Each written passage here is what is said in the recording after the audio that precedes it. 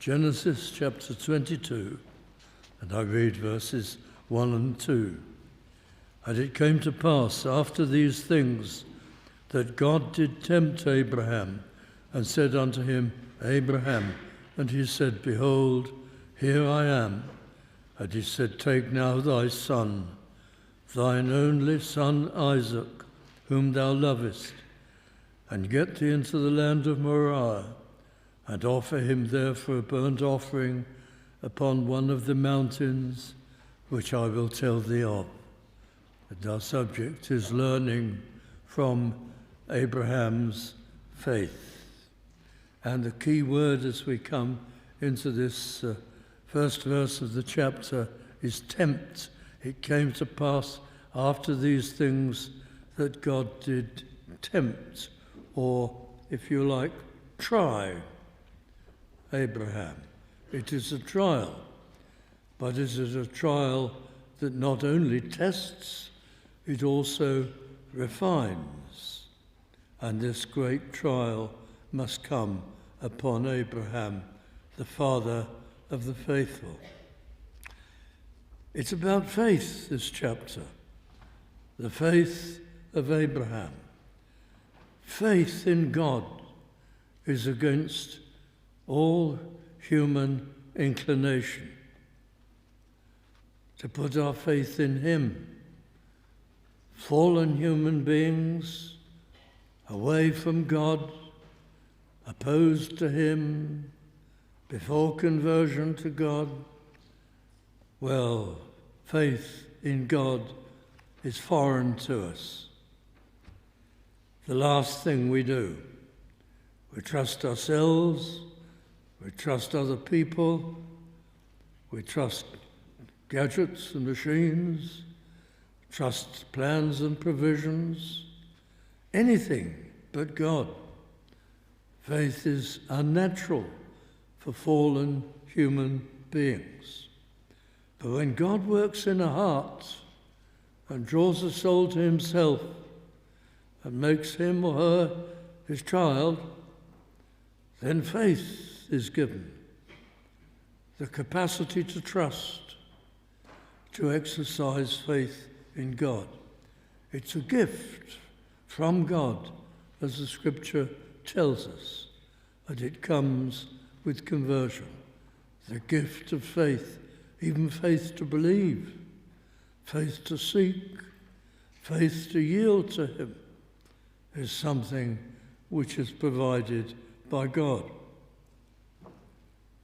And yet it's described in Scripture as precious faith. And so it is.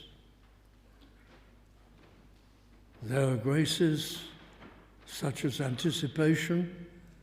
In the New Testament, the Greek word for anticipation is translated hope, faith, hope, and love. The three graces above all others which endure into eternity.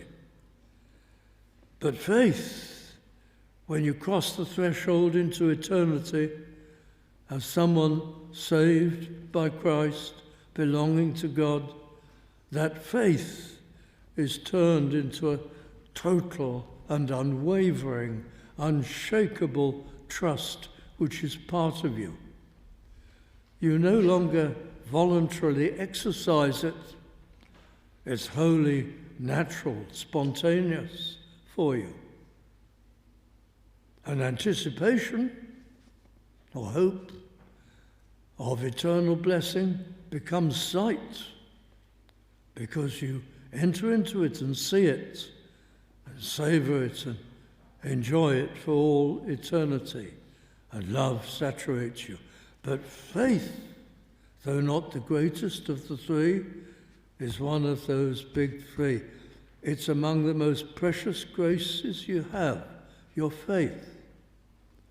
And yet, even as saved people, it's so little looked after. We don't think about it. We exercise it when we feel the need, but we don't think about it as a possession, more than a possession, something which is now part of us, which needs maintaining and caring for and watching and nurturing and exercising. Precious faith. How many things we look after, connected with personal life and home and work and so on. How little we look after faith. And so I ask you to bear that in mind as we look at this chapter, because faith is tested by God. And every child of God will have tests of faith. Sometimes frequently, sometimes less frequently, from time to time. Oh, but you think we will gain experience in the Christian life, and the more we know the Lord and walk with him, the fewer tests there will be. Just remember Abraham's great age. Just remember the length of years which he journeyed and walked with God. He's now a very old man, and he gets the greatest test of all. So, you may be 50 or 60 and thinking you're beyond tests. No. Nor at 70, nor in your 80s. The tests come, young and old alike. What's the purpose of the trial of faith? Why do these trials happen? To test, to prove, and to refine our faith. Well, one of the big purposes is to humble us. This is just by way of introduction. Everybody fights against pride in some form, and tests are major times of humbling and feeling weakness and need. And then, of course, they draw us to prayer. The test always brings us to God, whether it's a serious illness, whether it's something else that's fallen apart in our life experience. And then they draw us to the proving of the Lord, because we're humbled and we appeal to God and we look to him, and then he hears and answers prayer, and there is revealed to us some blessing or deliverance or help that we would never have known without that particular trial. So it's a time for us of revelation, in a sense, and discovery and experience. But other purposes also, and I must just remind you of them before we go right through the chapter quickly, and they're these. First of all, Satan challenges everybody, not just tests that God designs for us or allows to us. It's satanic tests, as with Job. Satan shouted out to God concerning Job that Job was a phony and a hypocrite, and Job did not worship because he loved God. He worshipped because of what he got from God. And he, by his worship and by his seeking God and his love for him, he had riches and success in his family and great influence. If those things were to be removed, this was Satan's case, he would curse God and die, and it would be proved that he was a phony. And so in that unique, singular case, God permitted Satan to take away from Job all those benefits and blessings. And Job did say some very unworthy things to God, challenging God as to whether this was fair. But aside from that, never did he let go his hold on God. always crying out to him, always still trusting him and dependent upon him. So Satan was proved wrong. But Satan tries to make the same case against you and me. These people, conversion, nonsense. New life, nonsense. God working in them, a relationship, a walk with God, nonsense. And by assailing us, he thinks we will go to pieces and he will prove his case, that we were phonies. Take the apparent benefits away and we collapse. And by faith, we stand. And it's a demonstration of truth and the power of God and the reality of God's work in lives, in our lives. So a constant demonstration is being mounted. And in this passage you find that the attempted sacrifice of Isaac is described by Abraham in a very curious word: worship. Stay here, he says to his servants, while the lad and I go to worship. That's how he described that sacrifice that was to be made. And it's true. Every time we survive a test, that is an act of worship. Worship isn't just praising God in church, praying in private devotions, studying his word, honouring him, directing love to him. It's standing in trials by faith. It's a great act of worship. And so it's described here. That's what it's all about. It's also very strengthening to us. And it may very well be an act of witness, because others observe and see that in trial we clearly have a hold on divine resources, and it moves them quite often. So the tests are necessary, and you'll be tested, and I will be tested in the coming days in some way. Not quite like Abraham. We don't go trembling thinking God will say something disastrous is going to happen to those nearest and dearest to us. It may. But Abraham was a special case. He was to stand as the father of the faithful, a prime example. So expect his test to be especially testing. Well, verse 3, Abraham rose up early in the morning. He obeys immediately. Look at this second verse. Despite his immediate obedience, take thy son, thine only son. Strictly, he wasn't the only son. Ishmael was the first son, but Ishmael had been given up at the very instruction of the Lord.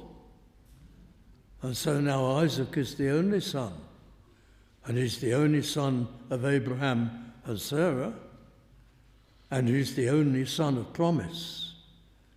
He is the only one upon whom the promise rests, that through him will come the great descendant, through whom all nations of the world will be blessed with the Messiah and his work. Take now thy son. To sacrifice his son? Thine only son. It's repeated. Whom thou lovest. 1, 2, 3. The shots come.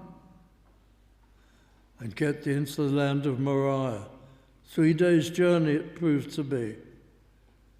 And offer there a burnt offering. Some people have tried to say that what he did was called upon to do was to dedicate Isaac and make a burnt offering alongside the act of dedication. But that's nonsense, because the passage quite clearly says that Isaac was to be the sacrifice, and the knife was taken in readiness for the sacrifice of Isaac. There's no escaping this. Whatever must Abraham have thought, that God could command him to murder? It was unmistakably from God, this word that came to him by name. We don't know in what form, perhaps in a night vision, but God authenticated it to him in a way that was beyond controversy. It was from God. It wasn't his imagination. But he must have been so shocked, speechless, and horrified. All the strength must have just drained out of him, Abraham, in an instant, to execute his son. There's no word that he told Sarah, and I can't imagine that he did. What would have been her reaction? This was a burden he had to bear himself. The young men, the servants, didn't know exactly what he was going to do, and they were left behind the last bit of the journey, so they couldn't know. What did Abraham think? This will be known, and I live for a witness to the nomadic peoples around me. My homestead and family and everything is a witness to the world. Everything will be destroyed. I shall be viewed with total disdain and disgust by all. It will wreck my family. And how can this be? It will destroy the promise of God, that in Isaac shall thy seed be called. The promise will never be fulfilled. There will never be a great nation. There will never be a great descendant. There will never be a Saviour. There will never be the one who will bruise the serpent's head, a deliverer for the human race. The perplexity of mind would have been staggering. But God had said it.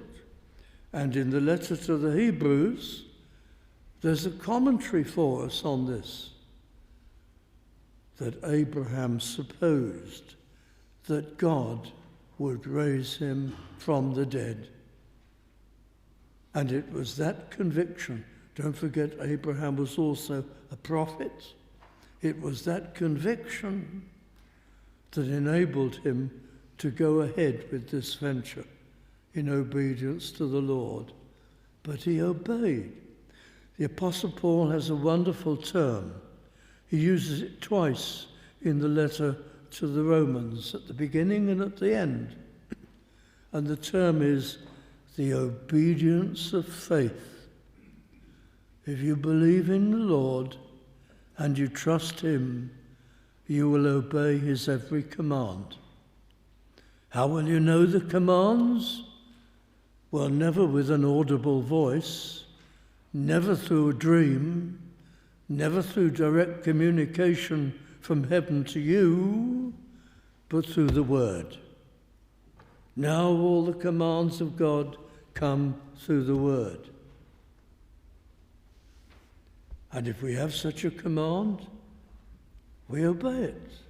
The way to live, the way to proceed, the way to behave, no matter what the difficulty. Abraham obeyed instantly. He didn't hesitate. There was no contention with the Lord, no matter what he felt. He rose up early in the morning, saddled his axe, took the two of the young servants, and Isaac his son. How old was Isaac? At least 18, at most 20, 21. between those ages, 18 and 21. He wasn't a lad, as our translation translates the Hebrew word, which is very elastic and can mean a young man really up to the age of 40. He's not a child. He's a son, but not a child. And he's strong. They were incredibly strong in that family. His Abraham, at his very advanced age, was picking up a ram and carrying it to the place of sacrifice. You read of Isaac in later life and his exploits, and you go on to Jacob, the patriarch. Jacob was so strong. You think of him being rather a domestic man, being an at-home man, which he was, but you also read of some of the things that he did, which mark him out as being extraordinarily strong. They were big-built people. I mention all that because this isn't just an infant. This is a willing young man. Isaac, this was a joint endeavor. They went, both of them together, Isaac carrying the enormous bundle of wood that was required for this sacrifice that was to be offered. They went to the place that God had told him. And verse 4, third day, Abraham saw the place afar off. God had clearly shown him in that night vision, if it was a night vision. And verse 5, Abraham said to his young men, "Abide ye here with the ass." They couldn't see this. It was too inexplicable and too profound. "I and the lad will go yonder and worship." And look at this, "and come again to you." He was sure that after the sacrifice, Isaac would be raised up again. And he could confidently say, "We will both return to you." That's the sense of the verse. And verse 6, Abraham took the wood of the burnt offering and laid it upon Isaac his son, who acquiesced, who allowed it to happen. A strong young man. He trusted his father. And he took the fire in his hand and a knife. They went both of them together. Now, Abraham appears to have been silent on this journey by and large. Of course he was. Wouldn't you be? 3 days he had to think. If you're going to question the Lord, this cannot be. This cannot be. If rebellion is going to overtake you, 3 days of thought, I think, in silence, while the temptation rages. Back off from this. Don't go through with it. And then Isaac breaks the silence. He said, "Behold the fire and the wood, but where is the lamb for a burnt offering?" Well, then he had to be told, because he was the one who was to be bound and lie down. Abraham said, "My son, God will provide himself a lamb for a burnt offering." So they went both of them together, and they came to the place which God had told him of. Abraham built the altar there, laid the wood in order, bound Isaac his son, there it is, and laid him on the altar upon the wood. Verse 10, Abraham stretched forth his hand and took the knife to slay his son. We like to make a drama out of this. And when we teach the children in Sunday school, you'll often see the pictures, and there's Abraham with the knife up there. But that's not actually what the text says. The text only goes this far. Abraham stretched out his hand to pick up the knife. You have to make up your own mind whether he got it in the air, whether the drama is entirely warranted. He just took it, hold of it. I think maybe at that point, the angel of the Lord, who must be Christ, usually described as the angel of the Lord in Genesis, called to him out of heaven and said, "Abraham, Abraham, here am I. Lay not thine hand upon the lad." At that point, neither do thou anything unto him, for now I know that thou fearest God, seeing thou hast not withheld thy son, thine only son, from me. But God knew all along that this would be the outcome. Well, God is using human language. What it means is that it is demonstrated for all to see. It can go on the record. It's been seen how Abraham's faith would be applied, that he would trust in God. He would trust in God no matter what. That's his faith, and the demonstration is made. And the powers of darkness observe, and Satan sees the proof of another true work of God. Verse 13, Abraham lifted up his eyes and looked, and behold, behind him a ram caught in a thicket by his horns. And Abraham went and took the ram and offered him up for a burnt offering in the stead of his son. And the name of the place is called Jehovah-Jireh, as it is said to this day, in the mount of the Lord it shall be seen. That word Jehovah-Jireh means God sees ahead, literally. By extension, it means God will provide. But the base meaning is God sees ahead. That itself would make a good motto for the Christian in all our circumstances, facing any difficulty, any trial. God sees ahead.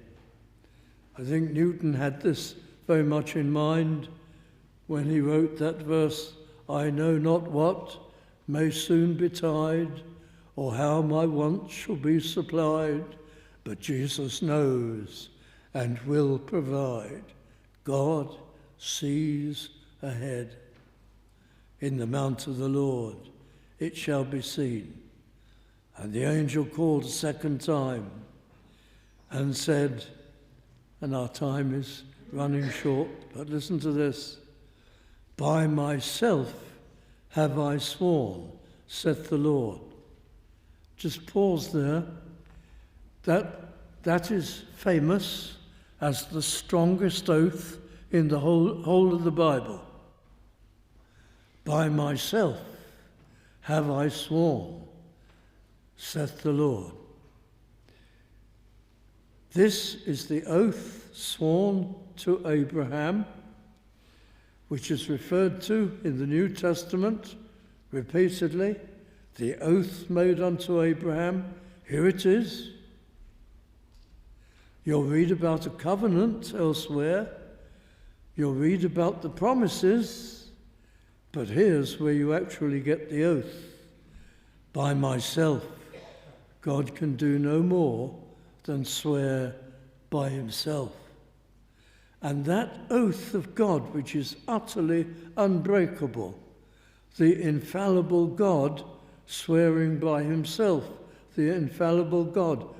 You cannot utter a statement, a promise, a covenant, an oath stronger than that, is attached to every subsequent promise, not by quotation, but by implication. It is the oath that travels with the promises. But here's the beginning of it. And he said, by myself have I sworn, said the Lord, for because thou hast done this thing, and hast not withheld thy son, thine only son, the most precious thing to you, because all the promises were in him, that in blessing I will bless thee, and the multiplying of the seed and the great nation, and all the nations of the earth being blessed, verse 18, is repeated. Faith, dear friends, faith must be exercised for anything spiritual to be accomplished. Every prayer you ever utter to God for yourself, for your circumstances,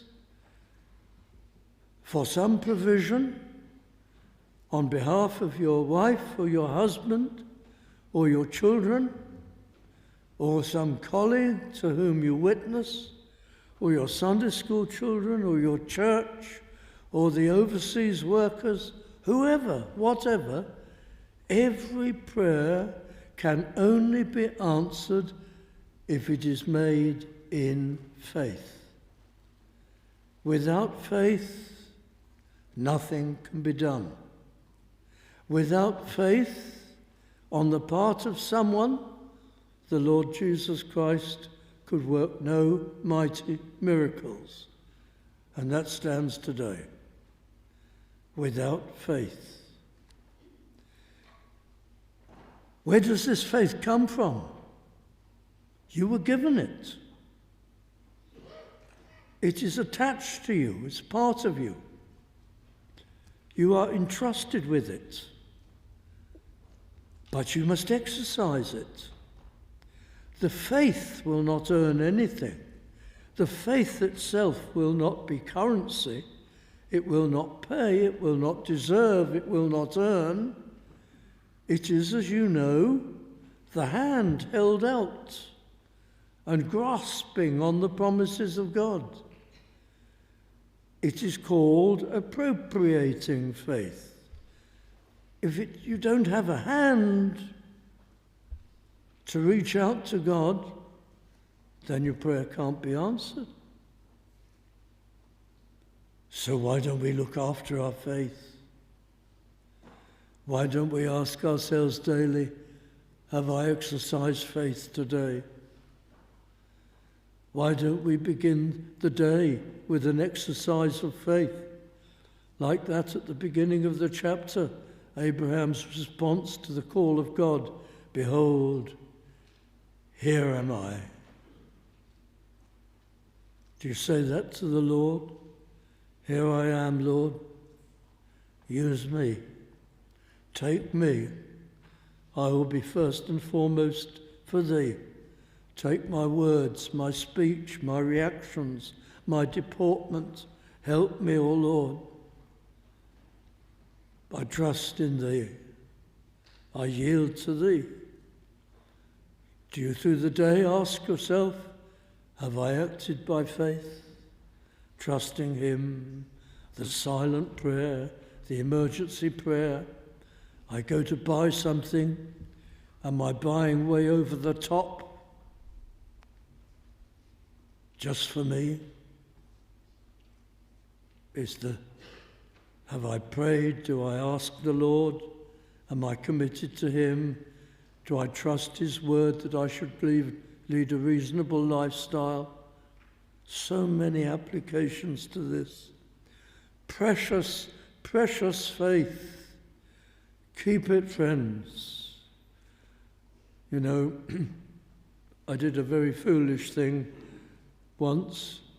I was in the United States and I couldn't get out of the USA on a particular Monday that I intended because it was Labor Day and I hadn't properly taken account of it.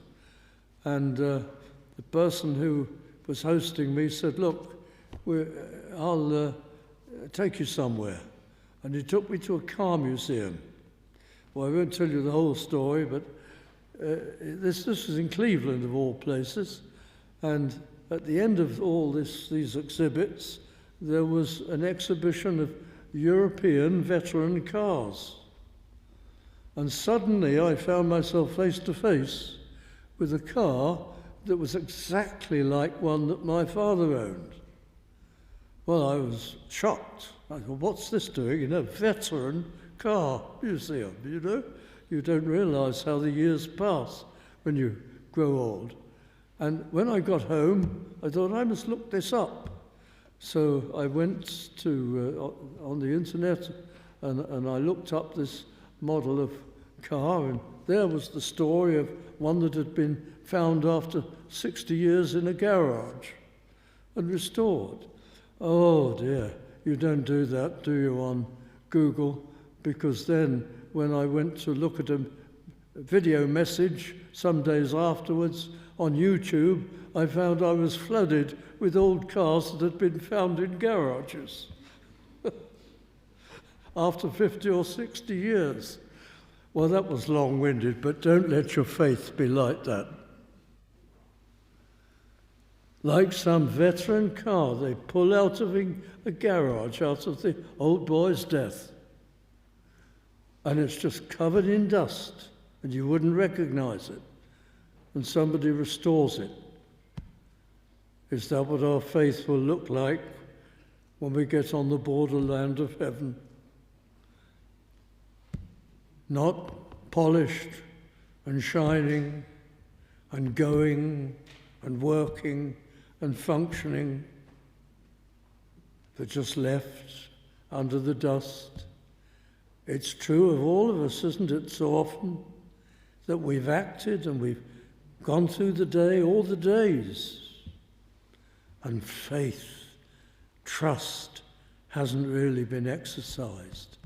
Learning from the faith of the patriarchs and of Abraham, faith must be exercised, and our church can accomplish nothing without faith.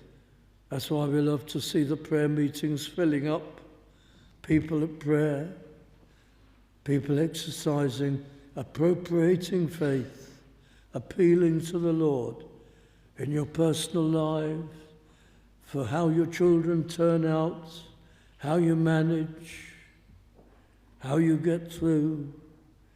Everything depends upon the application of faith in prayer.